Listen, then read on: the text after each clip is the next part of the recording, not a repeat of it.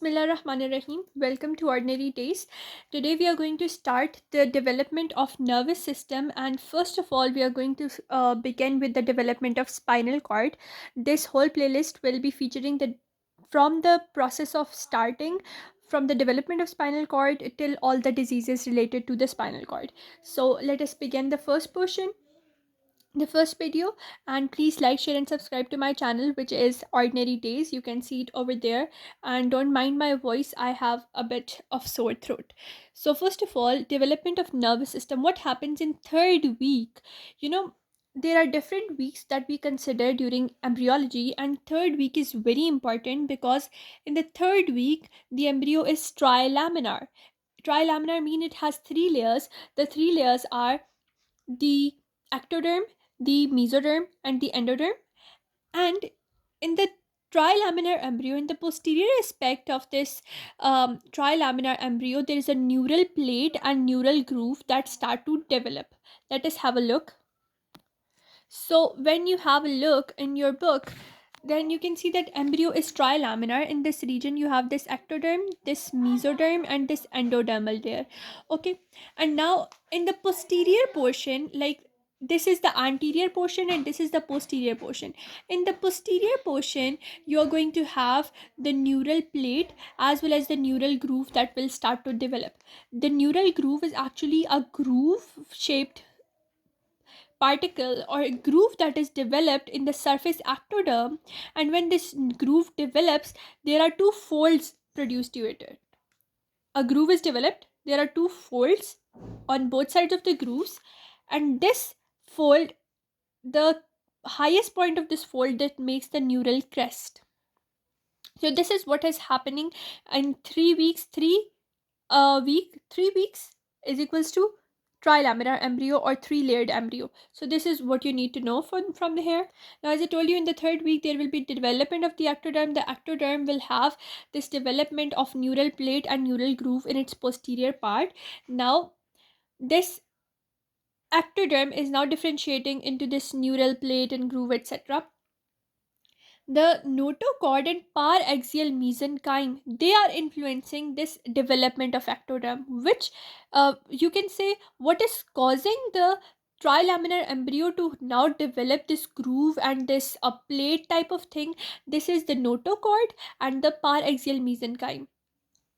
So in the mesodermal region, you can see that there is a notochord and there is three types of mesenchyme. There is paraxial mesenchyme, there is intermediate mesenchyme, and there is, so this paraxial mesenchyme and this notochord, it is causing the development of this surface ectoderm and causing it to have this bulge, that is the neural groove, the neural crest, and the neural plate to be formed in the posterior region of this trilaminar embryo, and that is happening in the third week. Now there is a neural plate. First of all, we have a plate formed, then due to the notochord and paraxial mesenchyme, that plate develops an inward ejection, that will be the neural folds, and these folds, now they are going to create a groove. The folds, they are going to create a groove, and the highest point of these grooves will be the neural crest. And when both of these neural crests, they are going to meet, they are going to produce a tube between them. So the neural plate is formed, the plate invaginates inwards, forming the folds and a groove in the central process. Then the grooves, the highest point of the grooves, we know, we call it neural crest, and when the grooves join together, the folds join together, they produce a neural tube, and that neural tube plus the neural crest cells, they are pushed towards the mesodermal region, that is the middle region. The neural crest cells, they are now going to make the autonomic nervous system and peripheral nervous system, whereas the neural tube will make the central nervous system. So let's have a look. So in this region, what will happen, this inward folding that is caused by this notochord and paraxial mesenchyme, it will produce this neural tube. Firstly, there will be a plate, the plate will have a groove, there will be folds, there will be crest. Now due to the fusion of these two folds, what will happen, we will get this neural tube, and the neural crest cells will also move inwards. In which location they will move, they will move into this mesodermal location. So we will have a neural tube and the neural crest cells that will be formed.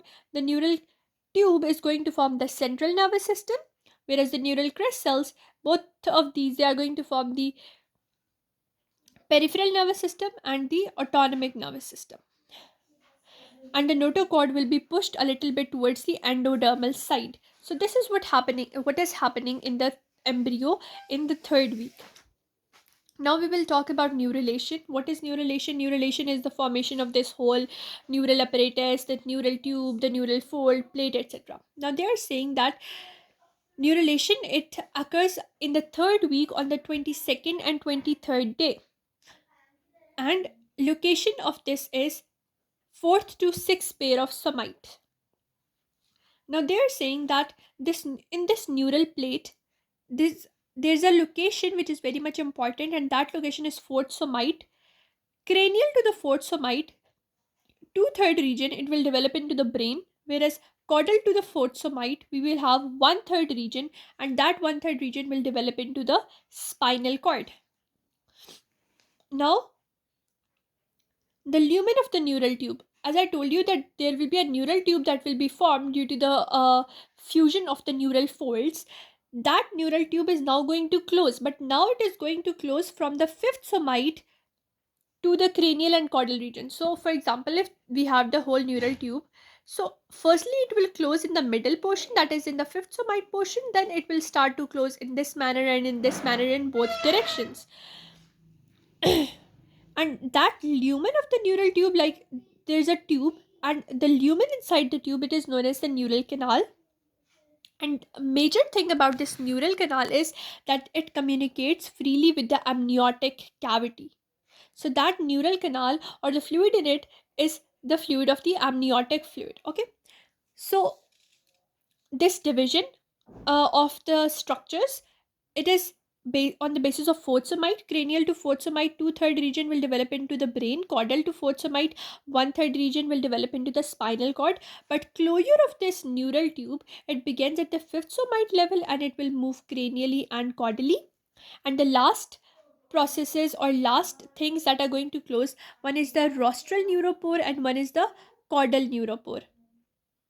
And I told you the lumen that will be produced, this hollow thing that will be produced when the tube will close, that lumen will be known as the neural canal, and that canal will have a connection with the amniotic cavity. Now, as I told you, there will be a cranial neuropore and a caudal neuropore. Now, this cranial opening or rostral or cranial neuropore will close on the 25th day, whereas this caudal opening or caudal neuropore will close on the 27th day. So it means that what is happening at the time of third week, we have this tube formation beginning, but the last things that are going to close, the cranial one is going to close at 25th day and caudal one at the 27th day. Now, if the neural tube cannot close, what will happen? There is non-closure diseases. One is microencephaly or anencephaly. Anencephaly means absence of the brain, and it happens when there is failure of closure at the site number 2. Whereas cranioschisis, this situation occurs when there is non-closure at cranial at site number 2, 4 and 1. So site number 2, microencephaly or anencephaly. Whereas site number 2, 4, 1 causes cranioschisis. These you should know the names of these diseases for now. We will discuss these later, inshallah.